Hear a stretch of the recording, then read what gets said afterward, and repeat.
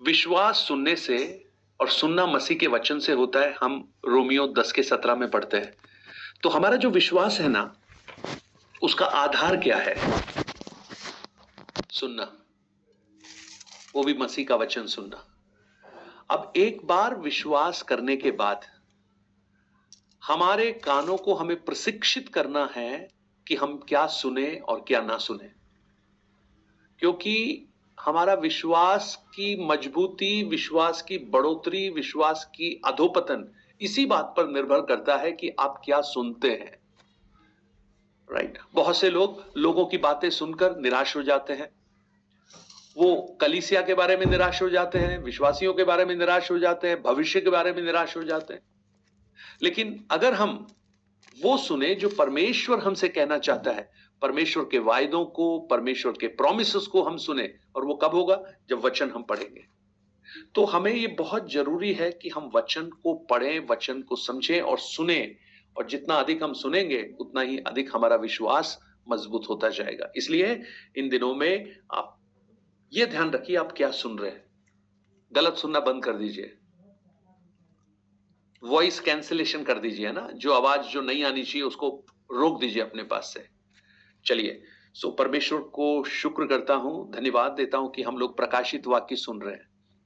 और इसकी शुरुआत में ही हमने पढ़ा है, इसको पढ़ने वाला और इसको सुनने वाला और इस पर चलने वाला, ये सारे के सारे आशीषित है। राइट? सो आप 3 तरह की आशीषें प्राप्त कर सकते हैं। आप पढ़ भी सकते हैं, आप सुन भी सकते हैं, और आप उस पर चल भी सकते हैं, अमल भी कर सकते हैं। सो ट्रिपल ब्लेसिंग्स आपको मिल सकती हैं। सो पढ़ने वाला और सुनने वाला, वो अमल करने वाला मैंने जोड़ दिया उसमें। सो पढ़ने वाला और सुनने वाला आशीषित है। तो हम आशीष पा रहे हैं इतने दिनों से, करीब 6 महीने हो गए हम आशीष पा रहे हैं, वो जारी है। सो कल हम पढ़ रहे थे बेबीलोन के बारे में। बेबीलोन गिर पड़ा है ना, तो एक और स्वर्गदूत ने आकर बोला बेबीलोन गिर पड़ा। ये जो बेबीलोन के बारे में बहुत सी बातें हम 18 अध्याय में और पढ़ने वाले हैं। ये जो सिटी है, ये मनुष्य के घमंड को दर्शाती है। The pride of man, human, मनुष्य का घमंड। और उत्पत्ति 11 अध्याय इस बात का वर्णन करता है। और इसके अलावा ये एक और सिस्टम को बताता है जो परमेश्वर का विरोध करता है। राइट? एक स्पिरिचुअल सिस्टम, एक आत्मिक सिस्टम को हम हिंदी में क्या कहेंगे? सिस्टम, तंत्र। सिस्टम कोई बताएगा? तंत्र, आत्मिक तंत्र जो परमेश्वर का विरोध करता है ना? और वो किससे भरा हुआ है? पाप से, व्यभिचार से, बुराई से भरा हुआ, जो परमेश्वर का हमेशा विरोध करता है। सो बेबीलोन जो लिखा है, वो वैसे तो सुनने में हमें एक नगर नजर आता है, परंतु वो नगर से बहुत बढ़कर एक प्रतीकात्मक रूप में रखा गया है। वो एक प्रतीक के रूप में वो नगर लिखा गया है। परंतु इसका अभिप्राय क्या है? मनुष्य का घमंड, विरोध का प्रतीक, और संसारिक वैभव, पाप और अधर्म की शक्ति, और परमेश्वर के राज्य के विरोध में काम करने वाली ताकत। तो जब बेबीलोन गिर पड़ा है लिखा है, तो एक नगर के 3 टुकड़े वहां पर लिखे हैं। वो लिटरल मीनिंग है, लेकिन इसका अर्थ क्या है? वो घमंड टूट गया है, वो वैभव, पाप और अधर्म की शक्ति खत्म हो गई है, और परमेश्वर के विरोध में काम करने वाली जो ताकत है वो समाप्त हो गई है। यानी अब परमेश्वर का विरोध करने के लिए कोई भी नहीं। राइट? सो बेबीलोन के बारे में हम आगे पढ़ेंगे, इसलिए मैं उसमें और आगे नहीं जा रहा हूं, हम आगे बढ़ते हैं। आज हम 9 वचन से लेकर 13 तक वचन को पढ़ेंगे। एक और स्वर्गदूत वहां पर आकर कुछ और उद्घोषणा कर रहा है। क्या घोषणा कर रहा है वो? परमेश्वर के प्रकोप से बचो, एस्केप फ्रॉम गॉड्स रैथ, परमेश्वर के प्रकोप से बचो। यस गायत्री, आप पढ़िए 9 वचन से लेकर 13 तक वचन, उसी पर हम लोग आज मनन करने वाले हैं। फिर इनके बाद एक और तीसरा स्वर्गदूत बड़े शब्द से यह कहते हुए आया, जो कोई उस पशु और उसकी मूर्ति की पूजा करे और अपने माथे या अपने माथे पर उसकी छाप ले, वह परमेश्वर के प्रकोप की निरी मदिरा जो उसके क्रोध के कटोरे में डाली गई है, पिएगा और पवित्र स्वर्गदूतों के सामने और मेम्ने के सामने आग और गंधक की पीड़ा में पड़ेगा। उनकी पीड़ा का धुआं युगानुयुग उठता रहेगा। और जो उस पशु और उसकी मूर्ति की पूजा करते हैं और जो उसके नाम की छाप लेते हैं, उनको रात दिन चैन न मिलेगा। पवित्र लोगों का धीरज इसी में है जो परमेश्वर की आज्ञाओं को मानते और यीशु पर विश्वास रखते हैं। फिर मैंने स्वर्गदूत से यह शब्द सुना, लिख, जो मृतक प्रभु में मरते हैं वे अब से धन्य हैं। आत्मा कहता है, हाँ, क्योंकि वे अपने सारे परिश्रम से विश्राम पाएंगे और उनके कार्य उनके साथ हो लेते हैं। ओके, अब आप देखिए, वन मोर एंजल, एक और स्वर्गदूत। और ये स्वर्गदूत के संदेश को जब आप पढ़ेंगे 9 वचन से लेकर 13 तक वचन तक, ये मैसेज स्पेसिफिकली कुछ लोगों के लिए है, डेडिकेट किया गया है कुछ लोगों के लिए। कौन से लोग हैं? जिन्होंने उस पशु की मूर्त की पूजा करने का निर्णय लिया और उसके पीछे चलने का निर्णय लिया और अपने माथे या अपने हाथ पर उसकी छाप लगाने का निर्णय लिया या अनुमति दी। यह संदेश उन लोगों के लिए है, राइट? सो अभी कल मुझे रजत ने पूछा कि उस समय जब ये चल रहा होगा, किसी ने अगर छाप लगवा ली है तो उनके लिए कहीं बचाव का कोई रास्ता है क्या? उनके अंदर वो फिर भी बच सकते हैं क्या? है ना, उसको भी मैं आज एड्रेस करने वाला हूं। सो अब आप देखिए, ये संदेश किन के लिए है? उन लोगों के लिए है। और ये संदेश थोड़ी किसी स्थान के लिए नहीं डेडिकेट किया गया है। आप सोचे कि किसी देश के लिए है, किसी कलीसिया के लिए है, किसी एक रीजन के लिए है। No, the message is universal. ये संदेश यूनिवर्सल है, परंतु वहां पर एक व्यक्ति से शुरू किया गया है ना, एक व्यक्ति से। जो कोई उस पशु, जो कोई, इंग्लिश में लिखा है इफ एनी मैन, यानी एक व्यक्ति के बारे में लिखा है। मैसेज यूनिवर्सल है, परंतु यूनिवर्स में रहने वाले हर एक व्यक्ति के लिए है जो ये कार्य कर रहे हैं, पशु और उसकी मूर्त की मसीह विरोधी के पीछे चलने का निर्णय ले रहे हैं। परंतु यहां देखिएगा, आप जब 16 अध्याय से हम पढ़ेंगे, परमेश्वर का जो प्रकोप का जो सबसे कठिन और अंतिम दौर होगा, वो परमेश्वर के प्रकोप के 7 कटोरे होंगे जो उंडेले जाएंगे पृथ्वी के ऊपर।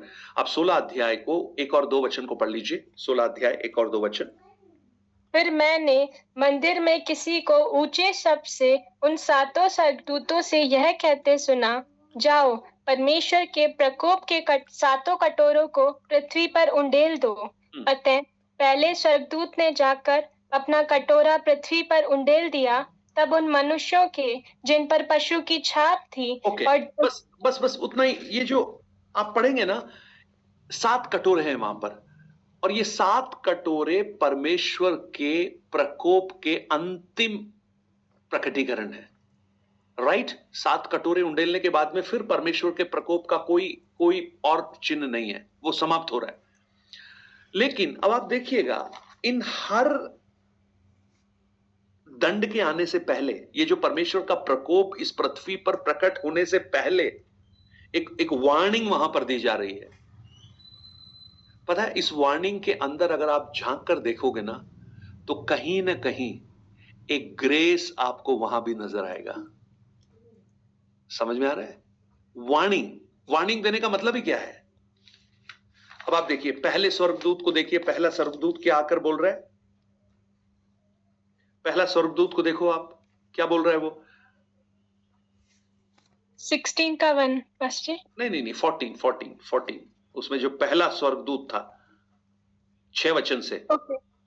6 वचन। 14:6। हाँ। फिर मैंने एक और स्वर्गदूत को आकाश के बीच में उड़ते हुए देखा, जिसके पास पृथ्वी पर के रहने वालों की हर एक जाति और कुल और भाषा और लोगों को सुनाने के लिए सनातन सुसमाचार था। उसने बड़े शब्द से कहा, परमेश्वर से डरो और उसकी महिमा करो, क्योंकि उसके न्याय करने का समय आ पहुंचा है। और उसका भजन करो, जिसने स्वर्ग और पृथ्वी और समुद्र और जल के सोते बनाए। आप देखिए, वो कह रहा है उसके पास सुसमाचार है और वो कह रहा है कि परमेश्वर के न्याय करने का समय आ गया है। लेकिन उससे पहले क्या कह रहा है? उससे डरो, उसकी महिमा करो। यानी उस समय भी अवसर है। परमेश्वर का जो दंड है, उस दंड में भी हम उसके ग्रेस को हम देखते हैं, है ना? नहीं तो क्या अनाउंस करने की जरूरत क्या है? सीधा अपना प्रकोप उंडेल दे। परंतु वहां भी वो अपने प्रकोप से पहले अनाउंसमेंट कर रहा है, जिससे लोग फिर भी अपने मन को फिरा सकते हैं। और दूसरा जो स्वर्गदूत आकर क्या कह रहा है 8वें वचन में? बाबुल गिर पड़ा है, जिसने अपने व्यभिचार की कोप में मदिरा सारी जातियों को पिलाई है। मतलब उस बेबीलोन के पतन की घोषणा कर रहा है। यानी लोगों को यह समझ में आ जाना चाहिए कि वो वर्ल्ड सिस्टम जो परमेश्वर का विरोध कर रहा है, अब नहीं है। अब तो मन फिराओ। राइट? सो ग्रेस वहां पर भी देखते हैं। और ये एक वार्निंग है, ये एक चेतावनी है। क्या है चेतावनी? जो आसान मार्ग नजर आ रहा था, वो वास्तव में आसान नहीं है ना? वो नजर कैसे आ रहा था? आसान नजर आ रहा था, परंतु वो बाद में जो आसान है ना, वो सबसे कठिन बन जाएगा। प्रभु यीशु ने क्या कहा था? 2 मार्ग हैं। एक मार्ग बहुत सकड़ा है, एक मार्ग बहुत चौड़ा है। बहुत हैं जो उस चौड़े मार्ग पर चलते हैं। उस पर चलना बहुत आसान है। आपको मजाक करने वाले लोग मिलेंगे, आपके साथ खेलने वाले लोग मिलेंगे, है ना? आपकी तरह से सोचने वाले लोग मिलेंगे, आप मस्ती करते हुए जा सकते हैं। लेकिन जो सकड़ा मार्ग है ना, वहां बहुत थोड़े हैं जो उस पर चलते हैं। सो देखिए, यह हमारे जीवन के उस यात्रा को दर्शाता है। मसीही जीवन चौड़ा मार्ग नहीं है, मसीही जीवन सकड़ा मार्ग है। आप समझ रहे हैं? हम मसीही जीवन में ये नहीं कह सकते कि अरे सब कर रहे हैं ना तो हम भी कर लेते हैं, ऐसा ही चलता है, आजकल ऐसा ही हो रहा है। भैया, वो चौड़ा मार्ग है। मैं तो कैसे भी जीवन बिता सकता हूं, मुझे कोई फर्क नहीं पड़ता, संडे को आके आराधना करना है। वो चौड़ा मार्ग है, वो सकड़ा मार्ग नहीं है। सकरा मार्ग क्या है? जब सब कर रहे हो तब भी उससे दूर रहकर उस परमेश्वर की ओर देखते रहें। नूह एक बड़ा उदाहरण है। उस पाप भरे संसार के अंदर नूह अकेला खड़ा है और वो ये निश्चित करता है कि मैं और मेरा जो परिवार है, मेरे 3 बच्चे हैं, शेम, हाम, यापेत, उनकी पत्नियां और नूह की पत्नी, बोले ये चाहे संसार के लोग कुछ भी करें, लेकिन हम वो नहीं करेंगे जो वो कर रहे हैं। हम वो ही करेंगे जो परमेश्वर हमसे बोलता है। आज मसीही जीवन को बहुतों ने चौड़ा मार्ग बना लिया है। वो जैसे चाहे जीवन बिताते हैं और उसके बाद वो बड़े खुश होते हैं और लोगों को खुश करने की कोशिश करते हैं संडे को आराधना में आकर या 1-2 मीटिंग्स अटेंड कर कर। लेकिन सकरा मार्ग पता है क्या है? अकेलेपन का मार्ग हो सकता है। सकरा मार्ग चुनौतियों से भरा मार्ग हो सकता है। सकरे मार्ग में रास्ते उबड़ खाबड़ होंगे, अच्छा नहीं दिखेगा। लेकिन विश्वास कीजिए, जब सकरे मार्ग से आप चलेंगे ना, आप एक ऐसी जगह पहुंचेंगे जो आपको अनंत काल का जीवन आपको देगा। लेकिन जो चौड़ा मार्ग है ना, जहां पर आप मस्ती करते हुए चल सकते हैं, बहुत आराम से चलिए उस पर, खुश रहेंगे आप लोग। लेकिन आप विश्वास रखना, उस वो बाद में बहुत हार्ड हो जाएगा, वो बहुत कठिन मार्ग बन जाएगा। राइट? सो एक चेतावनी यहां पर स्वर्गदूत दे रहा है। और वो क्या कह रहा है? जो कोई उस पशु और उसकी मूर्त की पूजा करे और अपने माथे, अपने हाथ पर उसकी छाप ले, तो वह परमेश्वर की प्रकोप की निरी मदिरा जो उसके क्रोध के कटोरे में डाली गई है, पिएगा। राइट? इसका मतलब है अभी भी एक अपॉर्चुनिटी है ना? अभी समझ में आ रहा है रजत? जो कोई ऐसा करेगा वो उस क्रोध के कटोरे की मदिरा पिएगा। यानी जो कोई करेगा, अभी भी नहीं करने का निर्णय ले सकते हैं, राइट? अभी भी एक अपॉर्चुनिटी परमेश्वर दे रहा है। और यहां जो पाप है ना, वो क्या है? यहां का पाप आप देखिए, व्हाट इज द सिन? सिन है नंबर 1, फॉल्स वर्शिप, झूठी आराधना। झूठी आराधना का मतलब क्या है? परमेश्वर को छोड़कर किसी भी चीज को परमेश्वर से अधिक महत्व देना, वो आराधना कहलाती है। आप लोगों में से कई लोगों को यह गलत धारणा होगी कि आराधना वो है जो हम गीत गाते हुए कुछ गीतों को गाते हैं और ताली बजाते हैं और चर्च में खड़े होकर करते हैं। वो एक आराधना का एक रूप है, लेकिन और भी बहुत सारी आराधनाएं हैं। मैं आपको बताता हूं, अब्राहम को परमेश्वर ने क्यों कहा कि इसहाक का बलिदान करना है? जानते हैं उसका कारण क्या है? परमेश्वर ये देखना चाहते थे कि अब्राहम मेरी आराधना उसी रीति से कर सकता है क्या। अब्राहम को जब इसहाक को बलिदान चढ़ाने के लिए कहा गया, तो बलिदान 25 साल के बाद वो बेटा मिला है, वो वायदे का बेटा है, और परमेश्वर कह रहा है उसको मार दे। यानी मुझसे ज्यादा कहीं तो इसहाक से प्यार करने तो नहीं लगा। समझ में आ रहा है आपको? मैं आपको कहूं, अगर आप परमेश्वर से ज्यादा पैसे को प्रेम करते हैं तो आप पैसे की आराधना कर रहे हैं। परमेश्वर से ज्यादा आप अपने रिश्तों को प्रेम करते हैं, आप रिश्तों की आराधना कर रहे हैं। परमेश्वर से ज्यादा अगर आप अपनी नौकरी की, अपने पद को, अपने घमंड को, अपनी बातों को, अपने पाश्चात्य को, अपने चीजों को आप प्रेम कर रहे हैं, तो आप विश्वास करना, आप गलत आराधना कर रहे हैं। तो ये मत सोचिए, आप तो ये कहेंगे अरे हमने तो गलत आराधना की नहीं, हम तो सिर्फ चर्च में ही जाके आराधना करते हैं। No no no. पता है, पौलुस जब कहता है रोमियो 12 अध्याय में, तो एक आराधना के बारे में बात करता है। पौलुस कहता है, अतः भाइयों, मैं तुम्हें परमेश्वर की दया स्मरण दिलाकर विनती करता हूं, अपने शरीरों को जीवित, पवित्र और परमेश्वर के लिए भावता हुआ बलिदान करके चढ़ाओ। यही तुम्हारी आराधना है, आत्मिक सेवा है। अब देखिए, अब्राहम ने जो उस मोरिया पहाड़ के ऊपर किया, जानते हैं वो परमेश्वर ने कैसे उसको ग्रहण किया? एक आराधना के रूप में ग्रहण किया। It's a true worship. Worship का मतलब क्या है? उसने मुझसे बढ़कर किसी को महत्व नहीं दिया। उसके लिए मैं प्रथम स्थान पर 25 साल पहले भी था और आज भी है। यानी इसहाक को ये अब्राहम बहुत प्यार करता है, क्योंकि इसहाक वायदे का बेटा है। लेकिन उस बलिदान करने के उस पहाड़ के ऊपर अब्राहम ने एक बार फिर से यह प्रकट कर दिया, चाहे इसहाक मुझे 25 साल बाद मिला हो, चाहे उसको मैंने पाल पोस कर इतना बड़ा कर दिया हो, लेकिन आपके प्रति मेरा जो प्रेम है वो तब भी वही था, आज भी वही है। आपका प्रेम इसहाक कंपनसेट नहीं कर सकता। और वो एक ट्रू वर्शिप है, वो एक सच्ची आराधना है। मैं आपको कहूं, आप अपने घर में आराधना कर सकते हैं, आप अपने वर्क स्टेशन में, अपने कॉलेज में, अपने अपने हर क्षेत्र में आराधना कर सकते हैं। जहां भी आप परमेश्वर को हर बातों से ऊंचा रखेंगे, आप उसकी आराधना कर रहे हैं।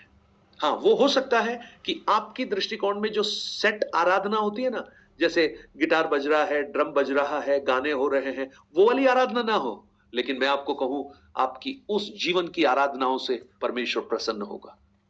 तो यहां पर जो पाप है क्या है? फॉल्स वर्शिप, झूठी आराधना। किसकी? मनुष्य की, मसीह विरोधी की। इसका मतलब क्या है? परमेश्वर से बढ़कर किसी मनुष्य को ऊपर उठाना। आपको मालूम है, पौलुस, एक बार ऐसा अवसर आया कि लोगों ने पौलुस को माल्यार्पण करने की कोशिश की। उनको बोला, ये देवता हमारे बीच में उतर आया है। कपड़े फाड़ लिए उसने अपने, वो बैठ गया जमीन पर। उसने बोला, अब कभी मत करना, क्योंकि हम भी तुम्हारे समान मनुष्य हैं। आज बहुत से मैन गॉड है। मुझे बड़ा दुख है, बहुत से पासवान, बहुत से अन्य अन्य लोग, वो अपने आप को भगवान कहलाना पसंद करते हैं। मैं आपको कहूं, परमेश्वर केवल एक ही है और आराधना के योग्य केवल वही है। मनुष्य की उपासना करना, that means sin, it's a false worship, गलत आराधना। और क्या है, ये गलत आराधना जब करते हैं तो पता है क्या होता है, काउंटरफिट होती है आराधना। यानी हम परमेश्वर को करना चाहिए था, लेकिन हमने किसकी आराधना करना शुरू कर दिया? मनुष्य की आराधना करना शुरू कर दिया। प्रभु यीशु ने तो एक बार यह भी कहा कि तुम धन और परमेश्वर दोनों की एक साथ आराधना नहीं कर सकते। एक को छोड़ना पड़ेगा तुमको। अगर परमेश्वर को रखोगे तो आपको मैमन को छोड़ना पड़ेगा, यानी धन को छोड़ने का अर्थ ये नहीं है, कभी नहीं है। कई बार लोगों को एक गलत धारणा होती है, वो सोचते हैं कि देखो प्रभु के दास लोग कह रहे हैं कि गरीब बन जाओ। No no no no no, आप बहुत धनी बनिए ना, परमेश्वर प्रोस्पेरिटी का भी परमेश्वर है। पौलुस कहता है वो अपनी महिमा के धन के अनुसार तुम्हारी हर घटी को पूरा करे। यहां तक कि मलाकी में तो लिखा है, परख कर देखो मैं आकाश के झरोकों को खोलकर तुम्हारे लिए अपरंपार आशीषें देता हूं या नहीं देता हूं। हमारा प्रभु गरीबी का परमेश्वर नहीं है, हमारा प्रभु संपन्नता का परमेश्वर भी है। लेकिन वो पता है क्या चाहता है, जब संपन्नता आए, जब धन आए, तो हमारा भरोसा कहीं परमेश्वर से हटकर धन पर तो नहीं चला गया। हमारा प्रेम अब परमेश्वर से कम हो गया। इसलिए देखिए, 6 दिन तो तुम काम करो, 7वें दिन क्या करो? विश्राम करो, आराधना करो। लेकिन 7वें दिन क्या कर रहे हैं लोग? पैसा कमाने के लिए भाग रहे हैं। इसका अर्थ क्या है? उनको परमेश्वर से अधिक पैसे की चाहत है। वो पैसे की आराधना करने लगे हैं, और परमेश्वर इस बात में कतई प्रसन्न नहीं होगा। हम जब उसका आदर करेंगे, वो हमारा आदर करना प्रारंभ करेगा। फॉल्स, काउंटरफिट हमें परमेश्वर की करनी चाहिए थी, परंतु हमने क्या किया? रिसोर्सेस की, मनुष्य की आराधना करना शुरू किया। और फिर एक और बात, जब हम वो करते हैं तो हम मानो ये कह रहे हैं, तुम मानते किसकी हो, परमेश्वर की या मनुष्यों की? आप पतरस को देखना, पतरस और यूहन्ना को जब धमकाया गया, डांटा गया, मारा गया, तो पता है उन्होंने क्या बोला? उनको बोला कि यीशु के नाम से कुछ नहीं बोलना।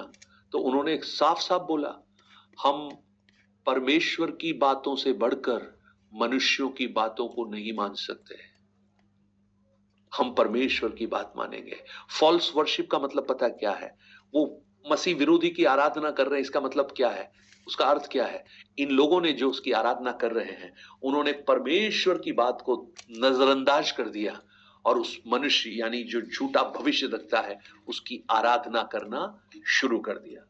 अब ऐसे लोगों के लिए दंड क्या है? उसका 10 वचन एक बार फिर से पढ़ लीजिए।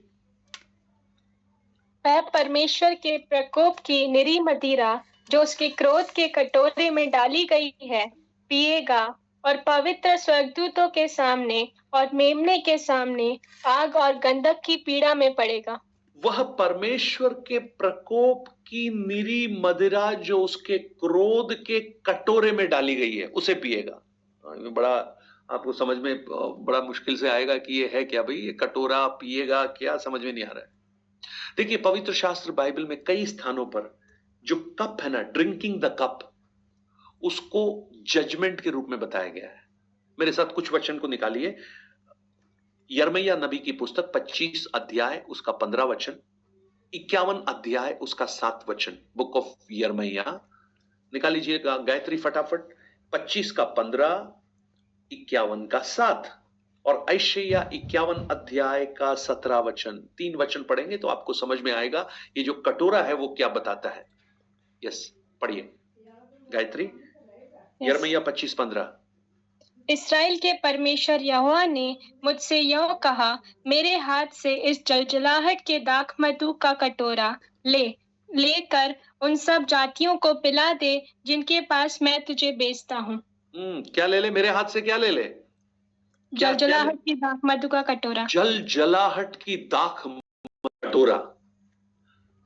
ये कौन सा कटोरा है? आप कटोरे में चाय पीते होंगे, बहुत कुछ पीते होंगे, लेकिन एक चीज और आ रही है, जलजलाहट का कटोरा। आजकल बड़े बड़े रेस्टोरेंट्स में आपको जाओगे, अलग अलग नाम मिलेंगे, लेकिन ये तो बड़ा ही अजीब नाम है, परमेश्वर की क्रोध की जलजलाहट का कटोरा। और किसको पिलाना? सब जातियों को पिलाना। ओके, अब यिर्मयाह 51 का 7 भी देखिएगा। बाबुल यहोवा के हाथ में था, सारी पृथ्वी के लोग मत वाले होते थे। जाति जाति के लोगों ने उसके दाख मधु में से पिया, इस कारण वे भी बावले हो गए। देखिए, बाबुल यानी बेबीलोन परमेश्वर के हाथ में सोने का कटोरा था। परमेश्वर ने ब्लेस किया था उसे। Babylon is a big kingdom, बड़ा किंगडम। परंतु उसकी प्रॉब्लम क्या थी पता है? उस कटोरे में से सारी जाति के लोगों को उसने मतवाला बना दिया। क्या है इसका अर्थ? यानी अभी हमने पढ़ा था ना, बेबीलोन जो है वो किसको दर्शाता है? घमंड को दर्शाता है। बेबीलोन परमेश्वर के विरोध को दर्शाता है। बेबीलोन एक ऐसे तंत्र को दर्शाता है जो परमेश्वर का विरोध करता है। पाप, व्यभिचार, फॉर्निकेशन, इन सब को दर्शाता है। तो वो जो कटोरा था, जो वो भी परमेश्वर के हाथ का ही था। ये किस बात को दर्शाती है? कि सृष्टि और जो कुछ है वो परमेश्वर का है। यानी बेबीलोन भी परमेश्वर का था और वो सोने का कटोरा था, इतना संपन्न था, परंतु उसने क्या किया? सारी जाति के लोगों को पिलाकर मतवाला कर दिया और जाति जाति के लोगों ने उसके दाख मधु में से पिया, इस कारण वे बावले हो गए। नेशंस बिकम मैड, पागल हो गए पाप के कारण। सो ये जो कटोरा है ना, आप यशायाह 51 के 17 को भी जब पढ़ेंगे, वहां पर भी आप देखेंगे कि जो कटोरा पीना है वो प्रकोप को दर्शाता है, दंड को दर्शाता है। अब 116 भजन संहिता उसका 13 वचन एक बार पढ़ लीजिएगा। भजन 116 उसका 13 वचन। 116 उसका 13। मैं उद्धार का कटोरा उठाकर यहोवा से प्रार्थना करूंगा। वहां पर एक कटोरा है, लेकिन वो कटोरा प्रकोप का कटोरा नहीं है, वो उद्धार का कटोरा है। आज मैं आपको कहूं, आज परमेश्वर उद्धार का कटोरा हम सबको देने के लिए तैयार है। आज परमेश्वर ने एक ऐसा कटोरा जिसमें उद्धार है, वो ग्रेशियसली वो हमारे हाथ में देने को तैयार है। अब निर्भर करता है कि हम उसको पीने के लिए तैयार हैं या नहीं है। आज तो उद्धार का कटोरा है, परंतु याद रखिएगा, जो परमेश्वर का इनकार करेंगे उनके लिए उद्धार का कटोरा नहीं होगा, उनके लिए परमेश्वर के प्रकोप का कटोरा होगा। कटोरा तो जरूर होगा। यहां उद्धार का कटोरा है, वहां प्रकोप यानी क्रोध का कटोरा है। आप सोच लीजिए, आपको कौन सा कटोरे में से पीना पसंद है? ये उद्धार का कटोरा दिखने में इतना सुंदर नहीं है, लेकिन जो प्रकोप का कटोरा है ना, वो आपको दिखने में बड़ा सुंदर लगेगा। राइट? हाँ, मैं आपको बताता हूं, एक बार बहुत पहले की बात है, जब हम लोग 2003 नहीं 96 97 की बात है, मैंने अपना जॉब शुरू किया था। तो एक बार दिल्ली में हमें मीटिंग में भेजा, और दिल्ली में हमको मीटिंग में भेजा और वहां बहुत बड़े होटल में खाना खाने के लिए भेजा। अब वहां पे खाना खाने के लिए हम गए, तो हमको तो वो सब्जियों के नाम जो है, वेजिटेबल्स, वही समझ में नहीं आ रही है क्या। तो हमने देखा, इधर उधर देखा और एक पे टिक कर दिया, बोले ये मंगा लेते हैं। मेरा और फ्रेंड और मैं थे, हम दोनों थे। अब बड़ा सारा सज धज के बड़ा सा कटोरा, पहली बार हम लोग ऐसे होटल में गए, 20-21 साल का हूं मैं। आ गया, हम बड़े उत्सुक थे कि ये डिश होगी क्या। डिश आ गई। जब डिश आई तो मैंने उसको देखा, मेरे फ्रेंड को, उसने मेरी तरफ देखा। उसका नाम धीरज था, और हम दोनों ने माथा पकड़ लिया, क्योंकि उसके अंदर ग्वार की फली, उबली हुई ग्वार की फली, नमक और मिर्च डली हुई ग्वार की फली थी। मैं कहूं वो किसी बकरी को भी देंगे तो वो खाएगा नहीं, और हम उसके लिए उस समय 600 रुपए दे के आए। वो दिखने में इतना बढ़िया था, लेकिन उसके अंदर, हमने कहा इससे बढ़िया तो बाहर जो ठड़ी पे वो छोले कुलचे मिलते हैं वही खा लेते यार, 30 रुपए में काम हो जाता, पूरा पेट भी भर जाता। सो देखिए, आज उद्धार का कटोरा है ना, लोगों को आकर्षक नहीं लगता है ना। आज प्रकोप जो क्रोध का कटोरा बड़ा आकर्षित लगता है। और क्या क्या है उसके अंदर, क्या क्या है, कैसे भी जीवन बिताओ, कोई रोक टोक नहीं है, यहां जाओ वहां जाओ, ये खाओ वो पियो, कोई रोक टोक नहीं है। लेकिन ये पास्टर साहब बोलते रहते हैं, ये मत करो, ये मत करो, ये मत, यहां मत जाओ, इसके पास मत बैठो, वो पापियों से बात मत करो, ये मत देखो, वो मत करो। अरे यार क्या है यार ये। लेकिन मैं आपको कहूं, ये उद्धार का कटोरा है, इसमें अनुग्रह छुपा हुआ है, इसको पहचान लीजिए। किसी को पीना है वो क्रोध मदिरा का कटोरा पीना है, थोड़ा सा इंतजार करना पड़ेगा, ज्यादा नहीं, आराम से। उसके लिए पैसा भी खर्च नहीं करना पड़ेगा, बल्कि आप ज्यादा आनंद के साथ उसको पी पाओगे। लेकिन मैं आपको कहूं, उसको पीने वाला फिर जिंदा नहीं रहेगा। लिखा है वहां पर, आप पढ़ लेना, युगान युग तक उसका धुआं निकलता रहेगा। वो पी तो लेगा, फिर धुआं निकलेगा उसके चारों तरफ से। राइट। सो परमेश्वर का जो फाइनल जजमेंट जो मैंने आपको बताया, वो कटोरे के रूप में आता है। 16 अध्याय उसका 1 और 2 वचन को हमने पढ़ा। और वहां जब आप 14 अध्याय वापस आ जाइए, 14 अध्याय में उसका 10 वचन में एक और बात लिखी है। वो क्या है? वह परमेश्वर के प्रकोप की निरी मदिरा, जो उसके क्रोध के कटोरे। निरी मदिरा। उसको इंग्लिश में पढ़ेंगे ना, वहां पर लिखा है विदाउट मिक्सचर। Without mixture. ये पीने वाले लोग ना, वो पीने के बीच में कुछ मिलाते हैं, उसमें सोडा डालते हैं, उसको डाइल्यूट करते हैं, है ना। उसको पीने के लिए थोड़ा डाइल्यूट वगैरह किया जाता है। अब वो क्या क्या मिलाते हैं, मैंने तो फिल्मों वगैरह में देखा था पहले। लेकिन ये कह रहा है, परमेश्वर कह रहा है, वो जो क्रोध होगा ना, उसमें कोई मिलावट नहीं होगी। उसमें ना तो प्रेम होगा, न ग्रेस होगा, न कंपैशन होगा, कोई दया का भाव नहीं होगा। वो निरी क्रोध की मदिरा होगी, यानी कप ऑफ हिज इंडिग्नेशन, यानी उसका प्रकोप, मतलब जितना प्रकोप हो सकता है ना, जितना गुस्सा क्रोध हो सकता है, वो पूरा की पूरा उनको पिला देगा। ये बात याद रखने लायक है कि एक प्रेमी परमेश्वर किस प्रकार अपने क्रीचर्स को, अपनी संतानों को, परमेश्वर की संतान है ना मनुष्य, उसको इतना बड़े प्रकोप में कैसे ढकेल सकता है।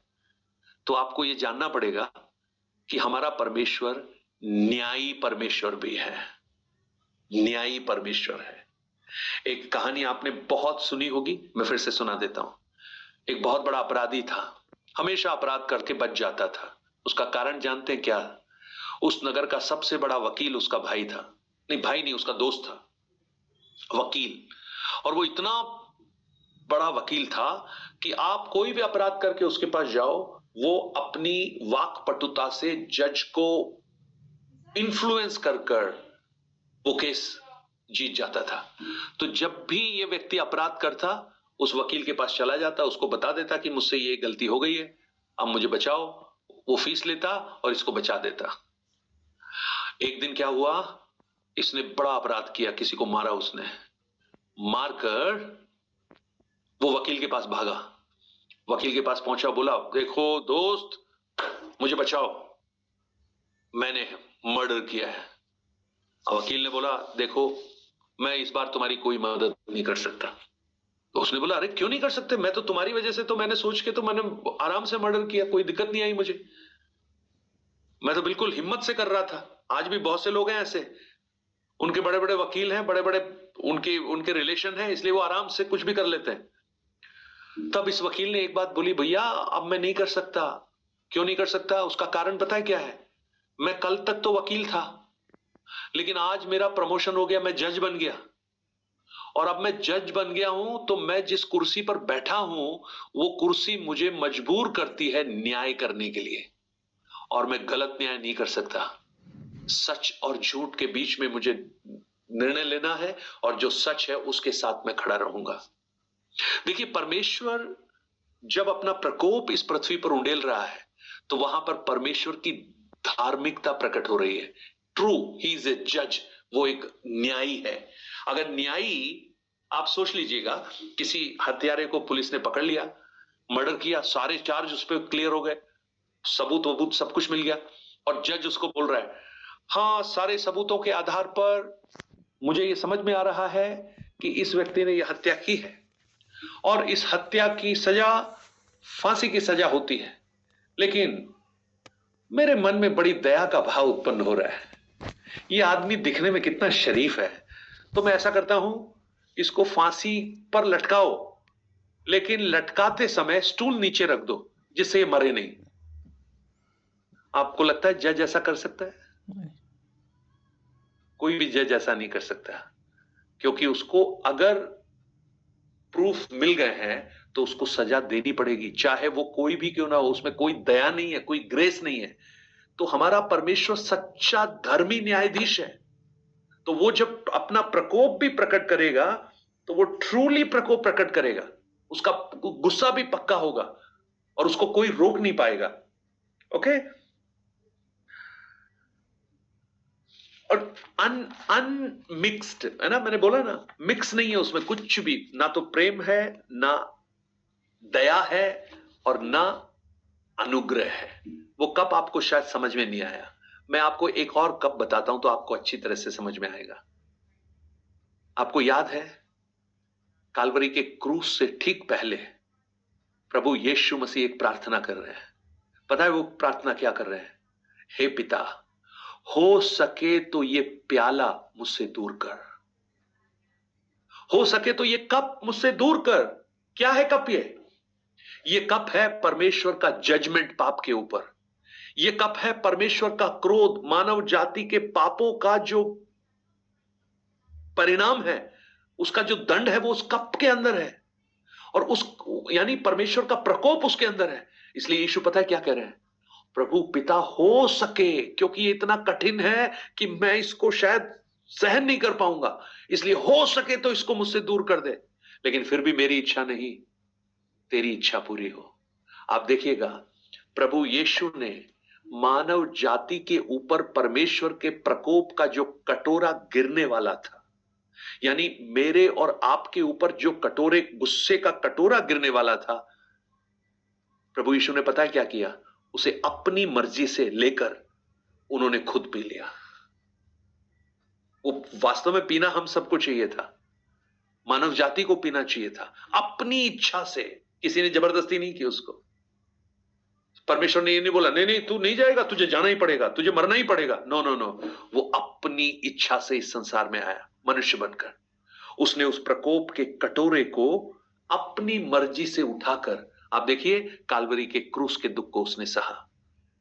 परंतु अब यहां जब आप पढ़ेंगे ना, यहां पर आप देखिएगा परमेश्वर के प्रकोप की निरी मदिरा जो उसके क्रोध के कटोरे में डाली गई है पिएगा, और पवित्र स्वर्गदूतों के सामने और मेमने के सामने आग और गंधक की पीड़ा में पड़ा रहेगा। यहां पर पिएगा लिखा है, लेकिन वास्तव में लिखा है पिलाएगा। यीशु मसीह ने वो कटोरा अपनी इच्छा से पिया, लेकिन जो आज यीशु का विरोध करते हैं, एक दिन वो कटोरा उनको पीना पड़ेगा। There is no other way, है ना। आप ये नहीं कह सकते, आप किसी घरों में जाते हैं ना तो पूछते हैं चाय पियेंगे या कॉफी पियेंगे, तो आप बोलते हैं चाय पियेंगे। चलिए अब दो ऑप्शन नहीं है, आपको पूछा आप चाय पियेंगे? हाँ ठीक है चाय पी लेंगे। अब मान लीजिए आप किसी घर में गए और आपको बोला अच्छा क्या पियेंगे, जहर पियेंगे, 24 घंटे में मरने वाला पियेंगे या 8 घंटे में मरने वाला पियेंगे? नहीं नहीं नहीं नहीं, हम जहर नहीं पियेंगे। तो पता लगा वहां पर 4 बंदूकधारी खड़े हैं और आपके सिर पर बंदूक तान कर खड़े हैं, तुझे पीना तो पड़ेगा ही। कौन सा पिएगा ये बता, 8 घंटे वाला या 24 घंटे वाला? अब इसके अलावा कोई ऑप्शन नहीं है। There is no option. कोई उससे बच नहीं सकता, कोई उससे भाग भी नहीं सकता। वो उस क्रोध की मदिरा का कटोरा उन लोगों को पिलाएगा। समझ में आ रहा है? और देखिएगा वहां पर क्या लिखा है, उनकी पीड़ा का धुआं, या 10वें वचन में आग और गंधक की पीड़ा में पड़ेगा। आग और गंधक की पीड़ा। अब हम नेचुरली ये प्रश्न पूछ सकते हैं ना, भाई परमेश्वर तो इतना प्रेमी है, परमेश्वर इतना दयालु है, परमेश्वर इतनी करुणा में है, फिर भी वो इतना कष्ट देगा, इतना दंड देगा? सोच सकते हैं ना, लोग कह सकते हैं अरे नहीं परमेश्वर कभी ऐसा नहीं करेगा। लेकिन मैं आपको कहूं, परमेश्वर बार बार चेतावनी दे रहा है। उत्पत्ति से ही परमेश्वर चेतावनी दे रहा है। एक एक भविष्यद्वक्ताओं को भेजा, आसमानों को खड़ा किया, लेकिन ये क्या कर रहे हैं? भविष्यद्वक्ताओं को मार रहे हैं, उनका मजाक उड़ा रहे हैं। और ये सब करने के बाद, जब बार बार चेतावनी देने के बाद अगर नहीं समझ में आ रहा है तो अब क्या बोले भाई? मैंने आपको बताया, मेरा बड़ा बेटा जब बहुत छोटा था, अब तो शादी हो गया उसका, मुझे घर में प्रेस करना अच्छा लगता है। मुझे ना धोबी से प्रेस करवाना अच्छा नहीं लगता, मैं खुद करता हूं अभी भी। सो मैं जब प्रेस करता हूं तो छोटा सा है वो घिसट घिसट के मेरे पास आके खड़ा हो जाता है, और मैं उसको बार बार बोलता हूं, भैया हट जा हट जा। तो उसको इच्छा है कि प्रेस पे हाथ रखे, तो मैं उसको मना करता हूं, भैया मत रख, मतलब बच्चा है, उसको बार बार बोलता हूं, नो नो, जैसे इशारे से जल करते ना, हो चल जाएगा चल जाएगा, हाबू हाबू, पता नहीं क्या क्या बोलते थे। लेकिन वो मानता ही नहीं है, जब भी प्रेस करो वहीं आके खड़ा हो जाता है, वही हाथ लगाना है, उसको पकड़ना है, उसको छीनना है। अरे एक बार मैंने सोचा चलो करने तो इसको जो करना है। वो आया तो मैंने मना नहीं किया, एक बार मना किया फिर भी नहीं माना, तो मैंने कहा चल कर ले। तो सीधा गया, प्रेस पे हाथ रख दिया उसने, और जैसे हाथ रखा, हाथ जला। लेकिन मैंने इतना जरूर किया कि वो जब हाथ लगाया तो पूरा नहीं, मैंने प्रेस को खींच लिया थोड़ा सा, मैं उसको जस्ट फील करवाना चाहता था कि होता क्या है। अब हाथ जैसे ही जला, उसके बाद तो रोना शुरू हुआ और वहां से भाग गया। अब उसके बाद क्या हुआ, जब भी मैं प्रेस करने जाता हूं, वो उस कमरे की तरफ देखता तक नहीं है, आता भी नहीं है। उसको पता है ये खतरनाक चीज है यहां पर। सो देखिए, बार बार परमेश्वर परमेश्वर क्या कर रहा है, वार्निंग दे रहा है। आज बार बार परमेश्वर सुसमाचार के द्वारा, वचन के द्वारा, किसी पासबान के द्वारा, आपको किसी कन्वेंशन में भेजा होगा, आपके घर में किसी पासबान को भेजा होगा, आपको किसी यूट्यूब में भेज दिया होगा। देखो, हमारे साथ पान सिंह जी हैं, इन्होंने अपनी गवाही में मुझे बताया, ये प्रभु को जानते नहीं थे, इन्होंने पता प्रभु को कैसे जाना। एक मिनट पान सिंह जी, आप अनम्यूट करके बता दो, एक मिनट में। आप बता सकते हो ना यूट्यूब में आप? हाँ बोलिए। सबको जय मसीह की। हाँ बोलो बोलो। अपनी एक छोटी सी गवाही दूंगा। मेरे को किसी ने नहीं बताया प्रभु में आने का। मैं ऐसे ही फोन को ही चला रहा, देख रहा था हाथ में लेके। सर्दियों का जनवरी का महीना था और मैं अपने काम पे पेंट का काम करता हूँ, तो थोड़ा ठंडा मौसम था, धूप में बैठ गया। मैं बाहर निकल के मोबाइल हाथ में लिया और उसमें कुछ एक ऐसा वीडियो आया था, तो मैं इसको देख रहा, तो कुछ चमत्कार हो रहे थे। तो उसको मैं देखते देखते देखते करीब मुझे घंटा हो गया, मैं इसको देखता रहा, बार बार करते करते देखता रहा। फिर उसको मैंने दिमाग में रखा, मैं इसको फिर देखूंगा। इसको मैंने कुछ ऐसे लिख के रख लिया कि मैं इसको दोबारा से इस पे लिखूंगा। मेरे को लिखना पढ़ना नहीं आता, पर लेकिन उसको मैंने एक एक अच्छे से लिखा, फिर दोबारा से देखता मैं इसको, फिर देखता। देखते देखते मेरे को एक बहुत अनुभव हो गया, उससे कुछ समझ नहीं आ गया कि इससे कुछ है। फिर बाद में मेरे को लगा ये प्रभु है, प्रभु ही बोलते। ऐसे ऐसे धीरे धीरे मैं चलता रहा, मेरा चलता रहा। फिर बाद में मैं सोचा था कि हाँ, इस यही बोलते कि संडे के दिन चर्च में जाना जरूरी है, ये भी सुनता मैं। फिर इसको पर देखता ही रहता था फोन, सुबह शाम। काम से आया शाम को और मैं इसको देखता, कम से आधा एक घंटा पर्दे शाम के। ऐसे हमको सिखा रहे हैं बच्चे, इसी तरीके से मेरा शाम का रोज का पर्दे का रूल था। देखो, तो कुछ मेरे को समझ ना आ जाता। हाँ कुछ तो समझ में आया। इन्होंने कैसे देखा, एक बार वो देख रहे थे यूट्यूब में, कुछ आ गया। अब इन्होंने अपनी पत्नी को भी नहीं बताया, बहुत दिनों तक उनसे छुप कर देखते रहे, क्योंकि लगा यार वो देखेगी तो पता नहीं सोचेगी क्या देख रहे हैं। तो देखते रहे देखते रहे देखते रहे, धीरे धीरे विश्वास उनके मन में प्रकट होने लगा, और आज देखिए वो प्रकाशित वाक्य सीख रहे हैं हमारे साथ बैठ के। राइट। सो प्रभु ने इनको एक अवसर दिया और उन्होंने उस अवसर को इस्तेमाल कर लिया। ऐसे कितने लोगों को ऐसे अवसर मिला होगा, कितने लोगों को ऐसी वीडियो देखने का अवसर मिला होगा, लेकिन उन्होंने क्या किया, नहीं देखा उसको। कितनी बार प्रभु के दास लोग आए होंगे, कितनी बार प्रार्थनाओं में बुलाया होगा, बोले बोले छोड़ो क्या करना है जाके। अपने पाप के प्रति जो प्रायश्चित करने का अवसर जब परमेश्वर ने दिया, जब हम उसको नहीं करेंगे तो उसका परिणाम हमें भुगतना पड़ेगा। सो ये याद रखिएगा, परमेश्वर का प्रकोप धार्मिकता के साथ प्रकट होगा। और 14 अध्याय मैं समाप्त कर रहा हूं, 11 वचन को पढ़ेंगे। वहां लिखा है, उनकी पीड़ा का धुआं युगान युग उठता रहेगा और उनको रात दिन चैन नहीं मिलेगा। राइट, 11 वचन। और 13 वचन में लिखा है, जो मुर्दे प्रभु में मरते हैं वे अब से धन्य हैं, और आत्मा कहता है कि उनके परिश्रमों से वे विश्राम पाएंगे और उनके काम उनके साथ हो लेंगे।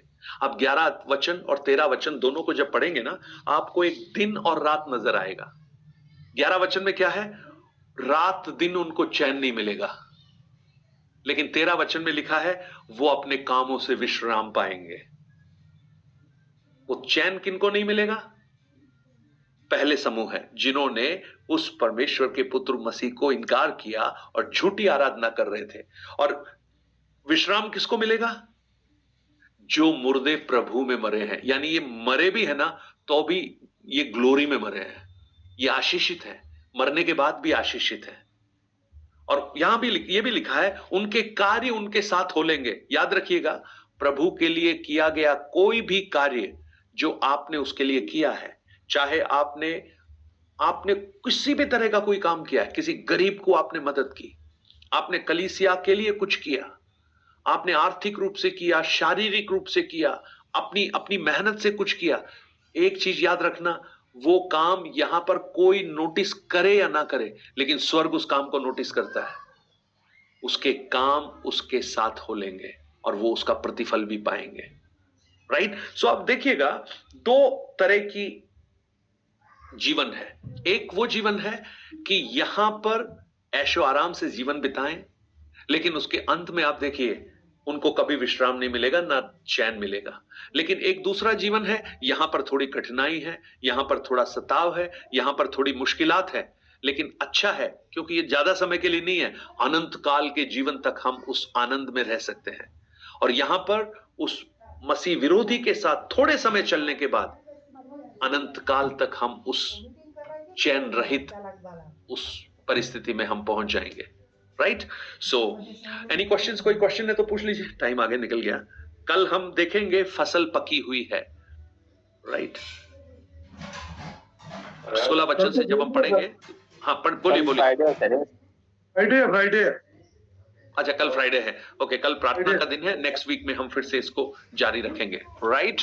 प्रार्थना कीजिएगा, हम लोग मिलकर प्रार्थना करते हैं। वर्की संकल्प प्रार्थना कीजिए प्लीज।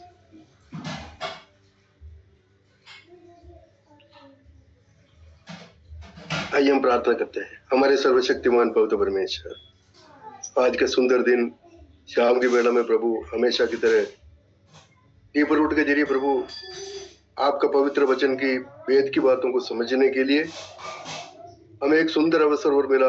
आपका धन्यवाद हो। आपका श्रेष्ठ दास के जरिए प्रभु प्रकाशित वाक्य उसके वेद की बातों को समझने के लिए हमें अवसर दे रखा, उसके लिए हम आपका धन्यवाद करते हैं। आज हमने देखा वो तीसरा स्वर्गदूत क्या बोला, क्या कहा। प्रभु हम जानते हैं इस संसार के अंदर हम जीवन बिताते टाइम प्रभु यीशु मसीह के जरिए उद्धार पा करके परमेश्वर का संतान होकर के संसार में उनकी आज्ञा अनुसार अगर जीवन बिताए, उनके लिए आने वाले प्रभु के उस राज्य में अनंत काल खुशी के साथ, आनंद के साथ, चैन के साथ हम रहेंगे। और जो कार्य हमने यहाँ किया वो कार्य हमारे साथ है, हमारे पीछे करेंगे, हमारे साथ रहेंगे। और दूसरी बात हमने देखा प्रभु यीशु मसीह इनकार करते हुए इस संसार में जीवन बिताएंगे। खुशी और आराम और आनंद जरूर थोड़ी दिन के लिए, थोड़ी समय के लिए मिलेगा, लेकिन आने वाला उस राज्य में न वो प्रवेश कर पाएंगे और उनको अनंत नाश में, उस अग्नि नरक में गिरना पड़ेगा और अनंत काल तक उस पीड़ा को सहना पड़ेगा। वहां उस पीड़ा का धुआं उड़ता ही रहेगा। प्रभु कितनी श्रेष्ठ बात है, हम इस संसार में जीवन बिताते टाइम हमें मिला गया इस सौभाग्य कितना अच्छा है अनुभव करने के लिए। और प्रभु आपने मदद किया, धन्यवाद हो। हाँ, थोड़ी दिन की कष्ट है, क्लेश है, सकड़ी मार्गों पर चलना है और कई प्रकार की परेशानी तो उठाना तो पड़ेगा, लेकिन उस परेशानी के बीच में हमारे सर्वशक्तिमान परमेश्वर हमारा साथ है, हमें पार लगाएगा। प्रभु का धन्यवाद हो। प्रभु इस श्रेष्ठ वचन को सीखने के लिए हमें अवसर मिला, धन्यवाद। आगे वाले दिनों में प्रभु के चरणों में इसी प्रकार चलने के लिए प्रभु हमें मदद करने के लिए हम प्रार्थना करते हैं। एक बार और हम सबको नम्र करते हुए आपको हाथों पर देते हैं। हमें ये वचन सीखने के लिए अवसर मिला, धन्यवाद। सिखाने के लिए आपको श्रेष्ठ दास को भी अवसर दिया, उनको भी प्रभु आप प्रतिफल देकर के आशीषित कर।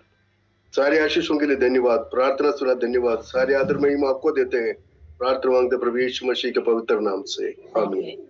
आमेन amen. Thank you Varghese uncle. जैसा मैंने कल भी कहा, आप हमारे जो भाई कुट्टन थे उनके 3 बच्चे हैं, अखिल, निखिल, सुनील। उनकी माँ पहले ही प्रभु में सो गई हैं, कल वो भी चले गए। तो वो तीनों बच्चे अपने पिता के मृत शरीर को लेकर केरल गए हैं, क्योंकि वहां पर वो अंतिम जो यात्रा उनकी होगी, अंतिम संस्कार किया जाएगा। तो आप लोग प्रार्थना कीजिए कि परमेश्वर सब कार्यों को आशीषित करे। अब वो तीनों बच्चे माता पिता रहित हैं, लेकिन परमेश्वर उनका पिता और माता दोनों बनकर उनके साथ रहे। तो उनको याद करते हुए और अपनी व्यक्तिगत प्रार्थनाओं में 4 तारीख का जो सुप्रीम कोर्ट का जो वर्डिक्ट है, जो आने वाला है, उसके लिए आप लोग प्रार्थना करना कि जो न्यायाधीश जो बैठे हैं उनके मन में परमेश्वर कार्य करे और हमारे अनुकूल एक कार्य होने पाए। और इतना सिर्फ नहीं, आज राजस्थान की ओर से भी एक PIL दाखिल हो गई है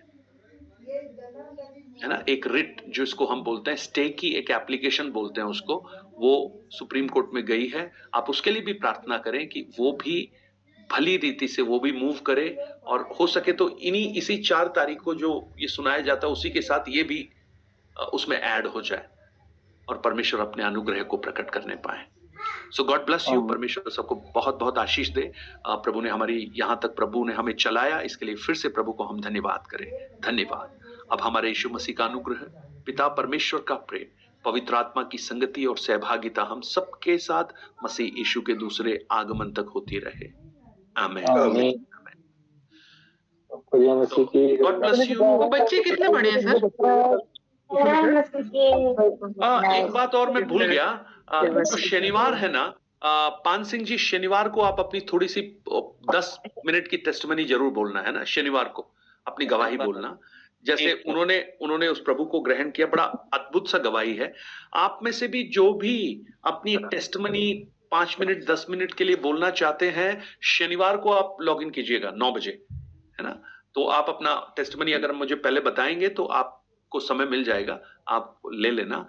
और कल जो शुक्रवार है, आप प्रार्थना के लिए ज्वाइन कर सकते हैं। 9 बजे से हम लोग बहुत प्रार्थना करते हैं बहुत सारे विषयों को लेकर। तो हमारा जो डीपर रूट का जो ग्रुप है वो सुबह खोल दिया जाता है, जिससे प्रार्थना के विषय उसमें डाले जा सके, जिससे उन सब बातों को लेकर हम प्रार्थना कर सकें। राइट। सो संडे को हमारा ऑफ है। Akhil, Nikhil, third, how old are they? Akhil, Nikhil and Sunil 3 है। 26, 22, 20 ये होंगे। 26, 23, 21 ऐसी एज होगी उनकी। Right. So blessings, God bless you, have a blessed night. मेरा बेटा बहू के लिए भी प्रार्थना कर लीजिए। डायमंड और इसका नाम भैया। हाँ बोलिए दीप्ति आंटी। मेरा बेटा बहू के लिए भी प्रार्थना में लिख लीजिए। वो बेटा तो शराब पीता है, बेटी आपने बताया। हाँ। उसका नाम क्या है? डायमंड। डायमंड? हाँ। अरे तो नाम तो इतना अच्छा है, फिर काम तो गड़बड़ कर रहा है वो शैतान उसको अटैक कर लिया। नाम तो डायमंड है, वो काम बड़ा, ये तो मामला गड़बड़ है। बात करना पड़ेगा उससे। बोले भैया डायमंड हो यार, आप तो डायमंड को छोड़ के किसके जैसे काम कर रहे हो? वुड जैसे काम कर रहे हो। हम जरूर प्रार्थना करेंगे आंटी, है ना, डायमंड को प्रभु डायमंड बनाए, वास्तव में बनाए। पत्नी का रीना नाम है, रीना। या पत्नी का नाम रीना है। अच्छा ठीक है। सो डॉली, डॉली कैसी हो? सब बच्चे ठीक है दोनों तुम्हारे? डॉली भी मेरी एक कजिन है, अलवर में रहती है, मेरी बहन है। डॉली, सब लोग ठीक हो तुम लोग? और बाकी सब लोग? ऋषिकेश, सुना जी, आपका वीडियो देखा क्या मैंने, एक ऑडियो वो यूट्यूब पे। ऋषिकेश भाई जी, हेलो। आपने वीडियो बनाया क्या एक? कौन सा वाला? नहीं आपने नहीं बनाया, एक सॉन्ग? नहीं आपका नहीं है ना? नहीं। मैंने YouTube पे एक वीडियो देखा था, सो मुझे लगा आपका है वो। राइट, चलिए कोई बात नहीं। चलो ओके निकुंज, गॉड ब्लेस, रजत, जय,